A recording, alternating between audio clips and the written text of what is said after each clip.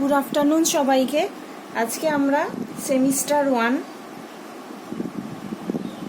Syllabus পড়াবো। আমি তোমাদের অ্যাটমিক স্ট্রাকচার চ্যাপ্টারটা শুরু করছি। অ্যাটমিক স্ট্রাকচার, তাহলে প্রথমে অ্যাটমিক স্ট্রাকচারের চ্যাপ্টারের সিলেবাসে কি কি আছে আমরা আগে জেনে নিই। প্রথমে আছে বোরস theory for hydrogen atom, simple mathematical treatment. 2 number atomic spectra of hydrogen and Bohr's model. 3 number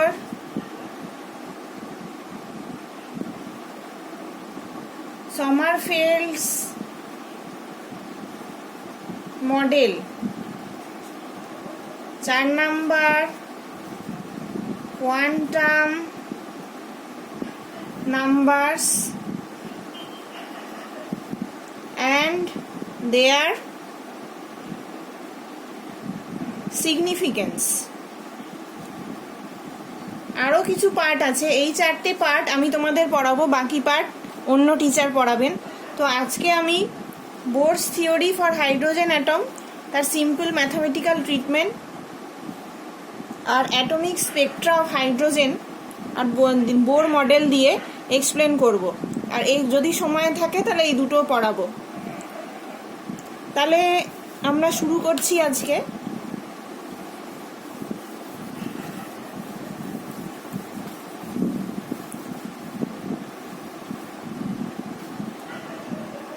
atomic structure প্রথম পার্ট হচ্ছে বোরস থিওরি। পড়তে গেলে আমাদের প্রথমে জানতে হবে রাদারফোর্ডের মডেল।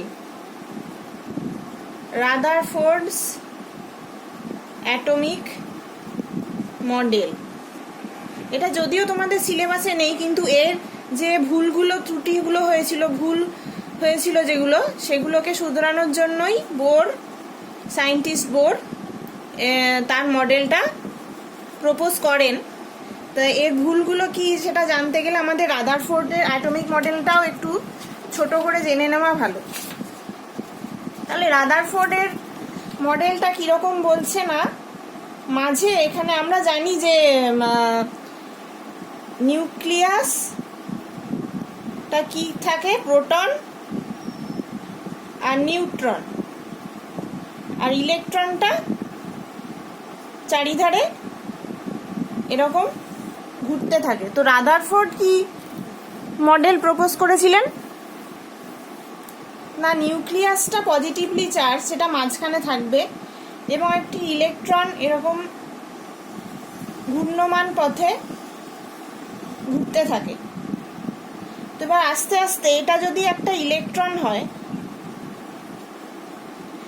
এই ইলেকট্রনটা আস্তে আস্তে এইভাবে ঘূর্ণমান পথে ঘুরতে ঘুরতে এসে একটা সময় নিউক্লিয়াসের সঙ্গে কোলাইড করে যাবে। তাহলে প্রথম মিস্টেকটা কি বা প্রথম ভুলটা কি না, তড়িৎ গতিবিদ্যার অনুসারে কোনো আধানযুক্ত কণা বৃত্তাকার পথে আবর্তিত হলে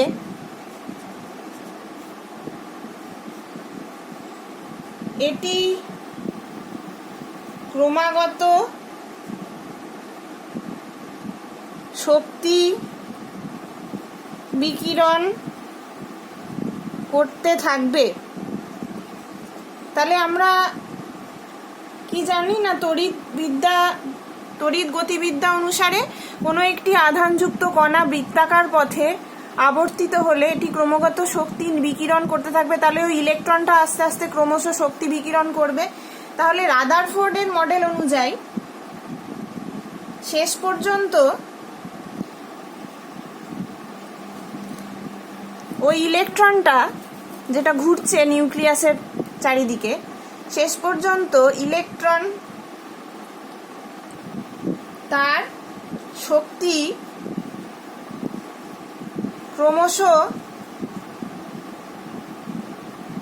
হারিয়ে ফেলবে এবং নিউক্লিয়াসের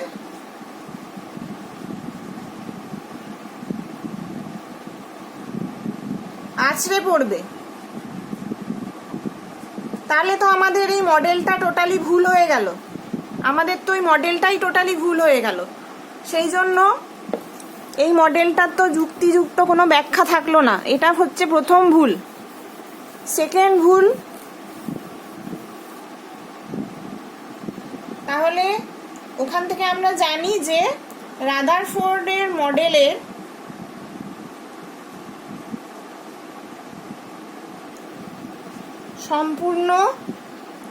এটা একটা সম্পূর্ণ অস্থায়ী মডেল, বাস্তবে হয় না।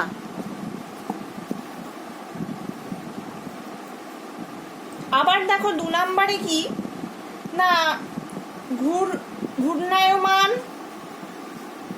ইলেকট্রন নিরবচ্ছিন্নভাবে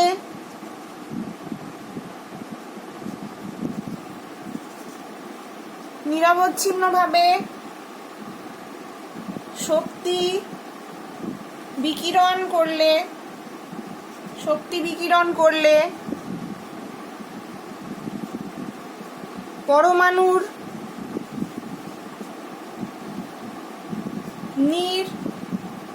নিরবচ্ছিন্ন বর্ণালী উৎপন্ন হবে বা উৎপন্ন হওয়ার কথা, কিন্তু আমরা কি পাই? নিরবিচ্ছিন্ন বর্ণালী বলতে কন্টিনিউয়াস স্পেকট্রাম। কিন্তু আমরা কি পাই? কিন্তু পরমাণুর প্রকৃতপক্ষে রেখা বর্ণালী পাই আমরা, বা বিচ্ছিন্ন বর্ণালী, কন্টিনিউয়াস পাই না, সৃষ্টি করে।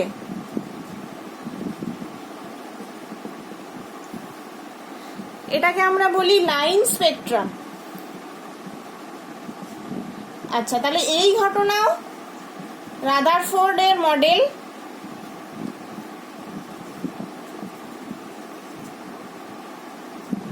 ব্যাখ্যা করতে পারে না বলেই সায়েন্টিস্ট বোর তার মডেলটা প্রপোজ করেন। উনি কি ভেবে মডেল প্রপোজ করেন না? দুটো জিনিসকে মাথায় রেখে, প্ল্যাঙ্কের কোয়ান্টাম মতবাদ, প্ল্যাঙ্কের কোয়ান্টাম মতবাদ যুক্ত করে পরমাণুর গঠন একটি নতুন মতবাদ প্রকাশ করেন।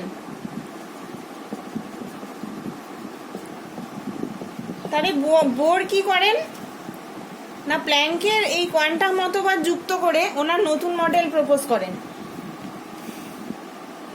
তাহলে আমরা তত্ত্বটা পড়ে নেব। বোরের তত্ত্বে আমরা কি জানি না, বোরের থেকে আমরা কি পাই? বোরের তত্ত্ব অনুসারী মেনে নিয়ে আমরা পরমাণুর স্থায়িত্ব ব্যাখ্যা করতে পারি। 2 নাম্বার, পারমাণবিক বর্ণালী ব্যাখ্যা করতে পারি। 3 নাম্বার, আয়নীভবন শক্তি ব্যাখ্যা করতে পারি।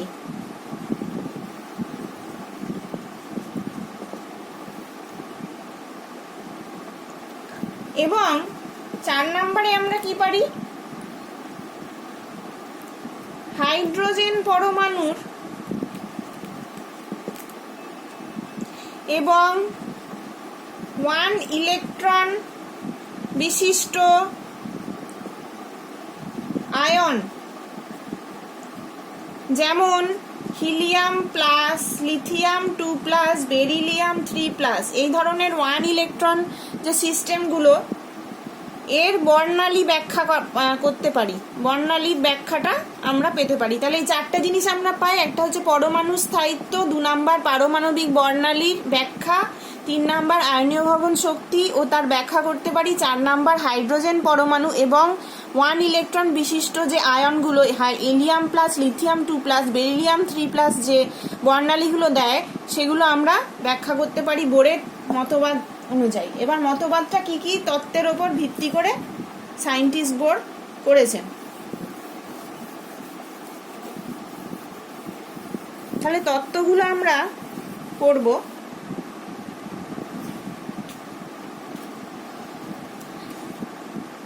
এক নাম্বার তত্ত্ব কি বলছে না, নিউক্লিয়াসকে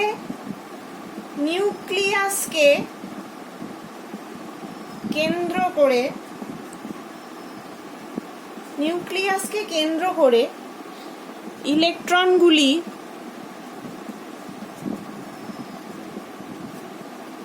তাদের পছন্দ মতো যে কোনো কক্ষপথে ঘুরতে পারবে না। নিউক্লিয়াসকে কেন্দ্র করে ইলেকট্রনগুলো তাদের পছন্দ মতো যে কোনো কক্ষপথে ঘুরতে পারবে না।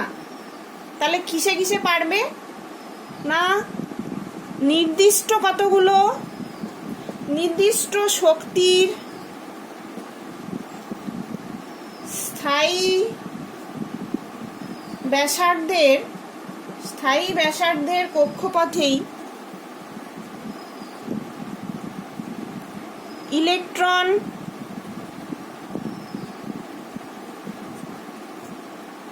আবর্তন করবে।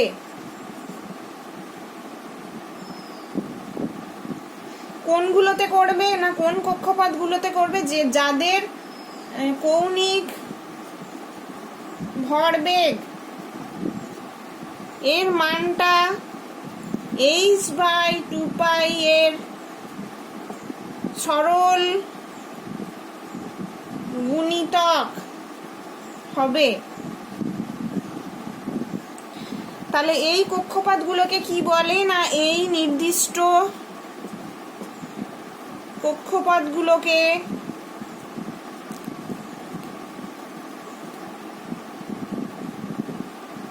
সুস্থির কক্ষপথ অর স্টেশনারি অরবিট বলা হয়। তাহলে ম্যাথামেটিক্যালি আমরা কি লিখব,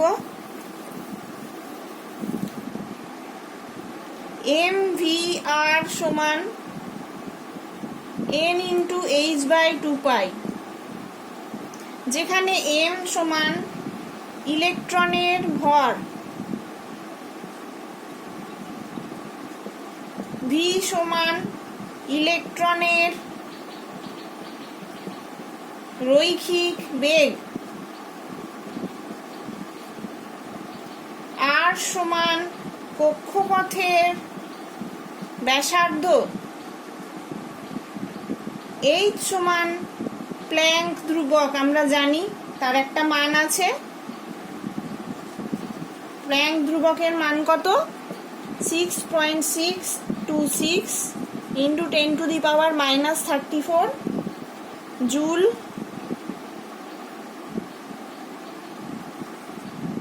সেকেন্ড। n সমান 1, 2, 3 ইত্যাদি। এই গেল আমাদের ম্যাথামেটিক্যাল এক্সপ্রেশন। আচ্ছা, এবার হচ্ছে 2 নাম্বার পয়েন্টটা কি?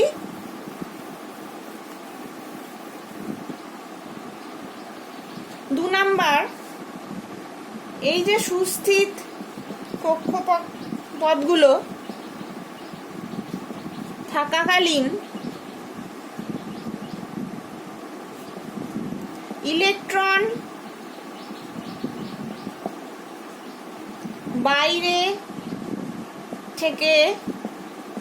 বাইরে থেকে কোনো শক্তি শোষণ অথবা বিকিরণ করতে পারে না। যখন ওই স্টেশনারি অরবিটগুলোর মধ্যে থাকে, যে সুস্থিত কক্ষপথগুলোর মধ্যে থাকে, যেগুলোর কৌণিক ভরবেগ সমান m/h/2π আমরা এখনই পড়লাম, সেই কক্ষপথগুলোতে থাকাকালীন সেই ইলেকট্রনটি বাইরে থেকে কোনো শক্তি শোষণও করবে না, আবার কোনো শক্তি বাইরে বিকিরণও করবে না। এটা হচ্ছে আমাদের 2 নম্বর পয়েন্ট। 3 নাম্বার পয়েন্ট কি বলছে?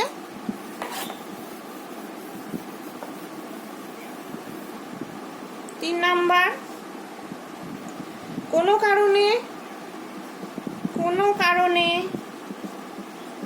ইলেকট্রন যদি উচ্চ শক্তি সম্পন্ন কক্ষপথ, যার শক্তি ধরে নিলাম E2 থেকে নিম্ন শক্তি সম্পন্ন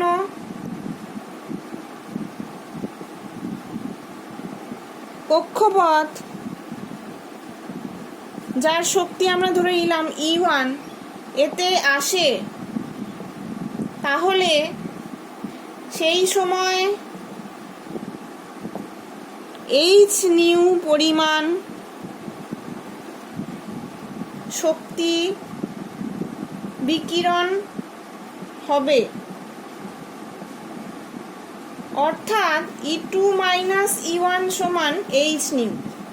এটা আমাদের 3 নম্বর পয়েন্ট।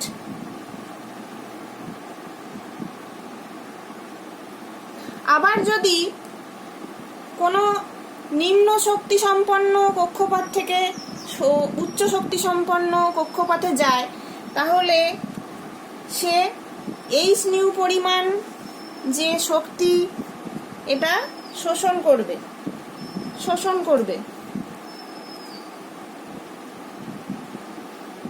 এগুলো আমাদের গেল বোরের পস্টুলেট। তাহলে আমরা কিভাবে 3 নাম্বার পয়েন্টটাকে ব্যাখ্যা করতে পারি? ছবির দ্বারা আমি একে দেখাচ্ছি, একটা ছবি এঁকে দেখাচ্ছি। ধরো এটা হচ্ছে নিউক্লিয়াস।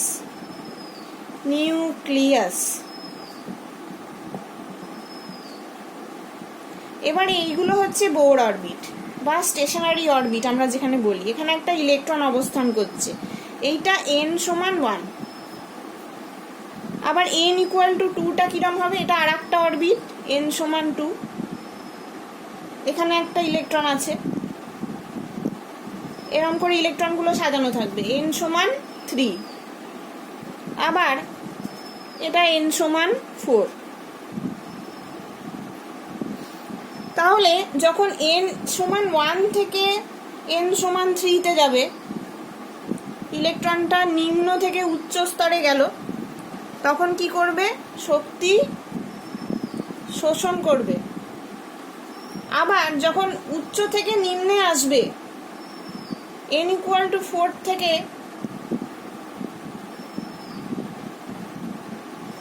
যখন নিম্ন স্তরে নামবে ইলেকট্রনটা, তখন সে কি করবে?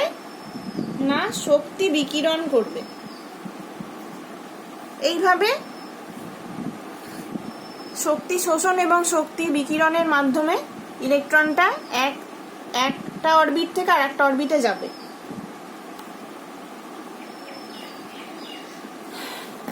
আচ্ছা, এর পরের পার্ট হচ্ছে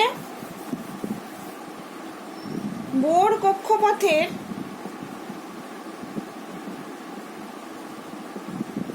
ব্যাসার্ধ এবং ইলেকট্রনের শক্তি নির্ণয়।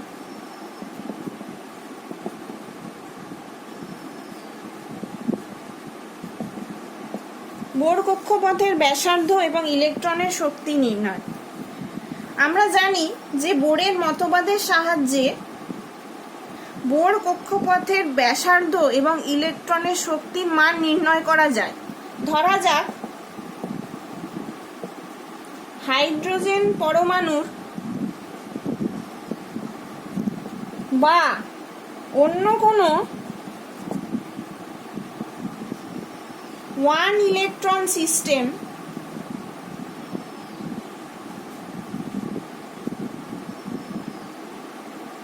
তার মধ্যে একটি ইলেকট্রনের ভর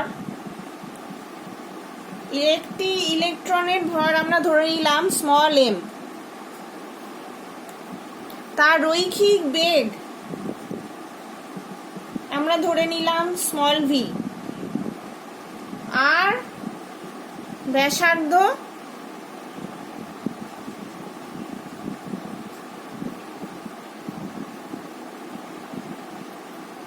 এবার যদি সেই পরমাণুর যে পারমাণবিক সংখ্যা বা অ্যাটমিক নাম্বার সেটা z হয়, তাহলে নিউক্লিয়াসের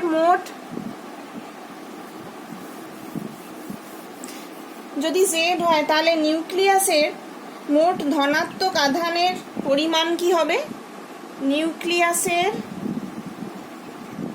মোট ধনাত্মক আধান কতটা হবে না z ইন্টু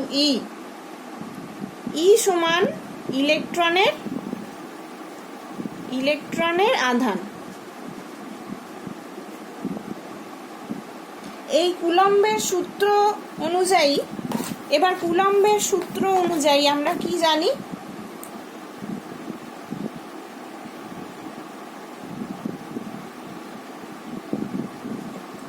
অভিকেন্দ্র বল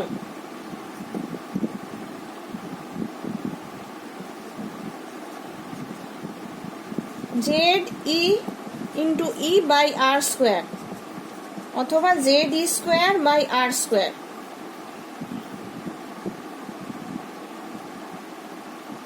অপকেন্দ্র বল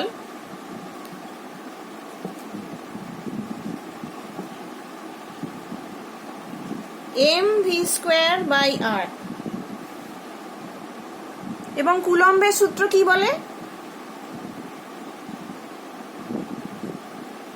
নিউক্লিয়াসের যে বল দ্বারা ইলেকট্রনকে কেন্দ্রের দিকে আকর্ষণ করছে সেই কুলম্বীয় আকর্ষণ বলে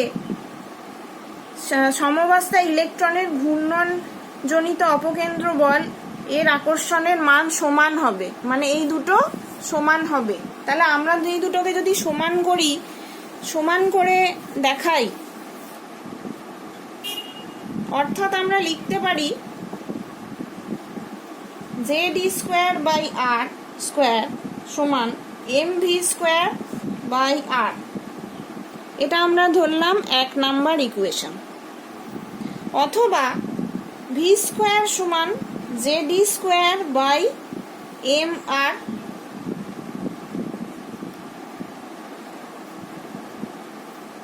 এবার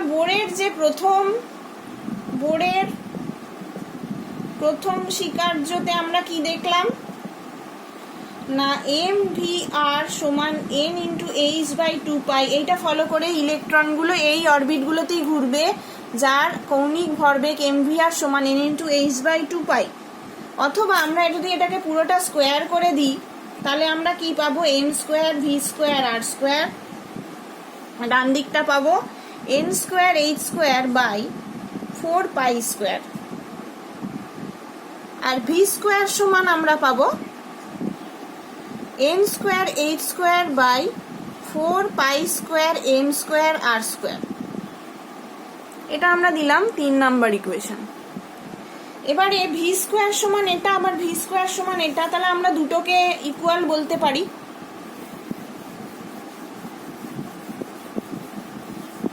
ইকুয়াল করে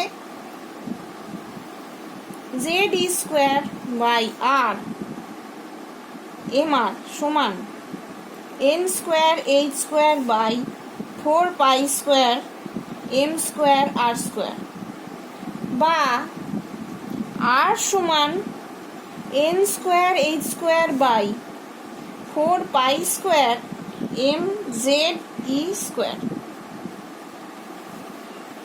এটা 4 নাম্বার ইকুয়েশন। তাহলে 4 নাম্বার সমীকরণ হলো বোর কক্ষের ব্যাসার্ধের সমীকরণ। বোর কক্ষের ব্যাসার্ধ আর, তাহলে এই মানগুলো পুট করলে আমরা সেই কক্ষের ব্যাসার্ধ পেয়ে যাব। এবার মোট শক্তি কোথা থেকে পাবো? মোট শক্তি, ইলেকট্রনের মোট শক্তি সমান আমরা জানি গতিশক্তি প্লাস স্থিতিশক্তি।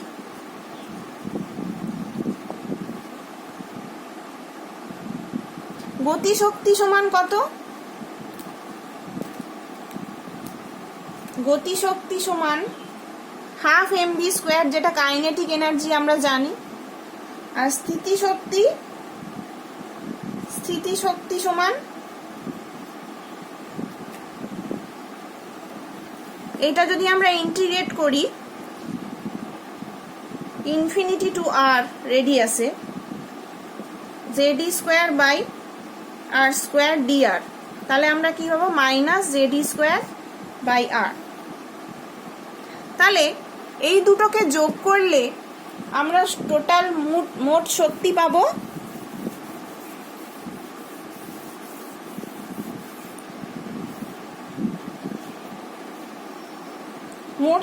আমরা কি পাবো? Half MV square minus Z square by R, এ দুটোকে যোগ করছি।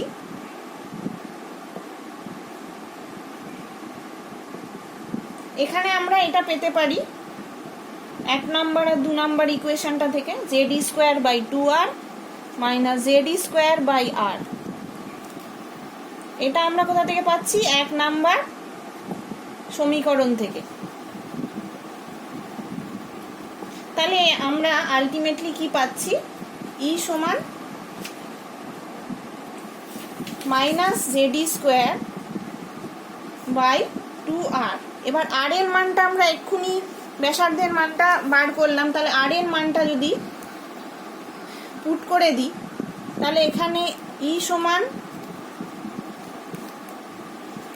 আর এর মানটা পুরোটা পুট করে দিলাম, আমরা পেলাম 4 pi square M Z square by N square H square, বা minus 2 pi square Z square E to the power 4 M by N square H square. তাহলে এন অরবিটে বা এন তম কক্ষপথে এনার্জির মান কত থাকবে ইলেকট্রনের? ই এন সমান 2 pi square Z square E to the power 4 M by N square H square.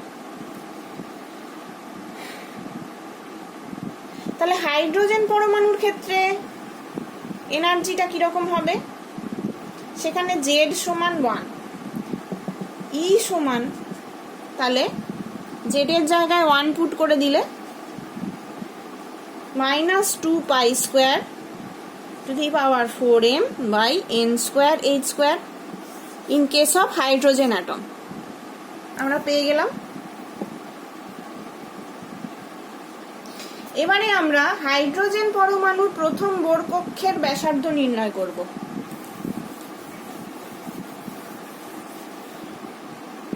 Hydrogen পরমাণুর প্রথম বোর কক্ষের ব্যাসার্ধ নির্ণয় করব।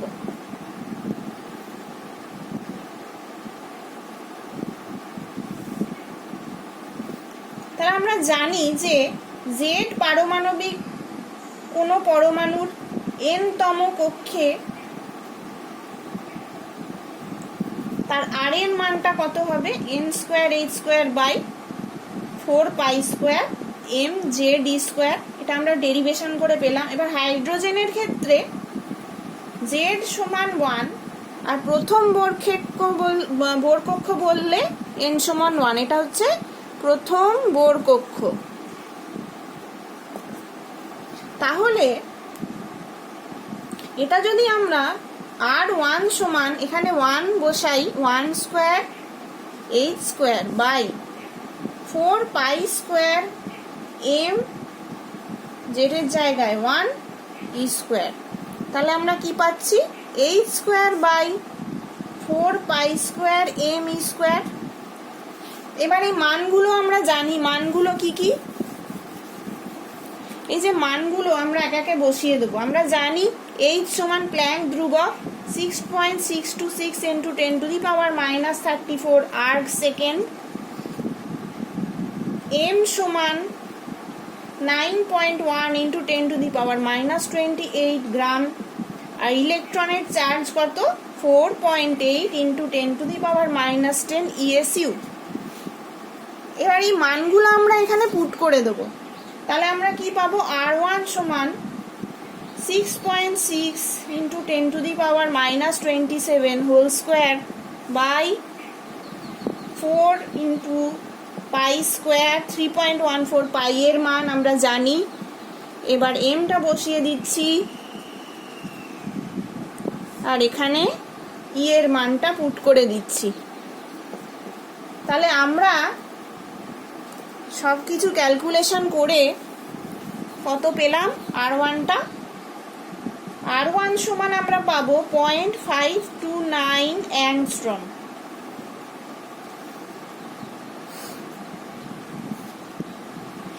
তাহলে বোর কক্ষের প্রথম বোর কক্ষের ব্যাসার্ধটা আমরা পেলাম। এবার হচ্ছে প্রথম বোর কক্ষের ইলেকট্রন শক্তি। প্রথম বোর কক্ষের ইলেকট্রন শক্তিটা কত হবে না, আমরা জানি যে হাইড্রোজেনের ক্ষেত্রে ই এন সমান -2 pi square e⁴ m by H square.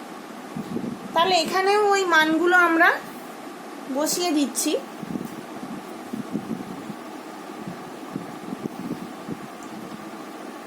Two × 3.14 pi square × 4.8